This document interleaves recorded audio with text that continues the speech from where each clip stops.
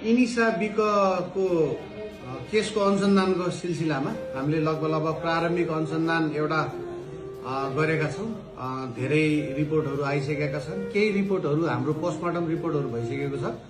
अब यसमा बाँकी हाम्रो भनेको फोरेन्सिक ल्याबहरुमा जस्तै डीएफएल डिजिटल फोरेन्सिक ल्याबमा मोबाइलहरू पठाएका छौं, संकितका पीडितका मोबाइलहरू। त्यस्तै गरेर हामीले केन्द्रीय विधि विज्ञान प्रयोगशालामा टक्सिकोलोजिकल रिपोर्टको लागि परीक्षणको लागि र त्यस्तै गरेर बायोसेरोलोजिकल परीक्षणको लागि पठाएका छौं। अनि यस्तै गरेर हामीलाई त्यो रिपोर्टहरू आयो भनेपछि त्यसपछि अनि यो पोस्टमार्टम रिपोर्ट र ती रिपोर्टहरू को कम्पेरिजन गरेर त्यसपश्चात हामी चाहिँ एउटा निष्कर्षमा पुग्न सक्छौं, कज अफ डेथको उसमा पुग्न सक्छौं। त्यस्तै गरेर हामीले यहाँ छुट्टै टोली पनि गठन गरेको छौं जिल्ला प्रहरी कार्यालयमा र यसको लागि हामीलाई यो अनुसन्धानमा सहयोग गर्नको लागि केन्द्रीय प्रहरी अनुसन्धान ब्युरो सीआईबाट प्रहरी निरीक्षक कमान्डमा टोली आउँदै हुनुहुन्छ।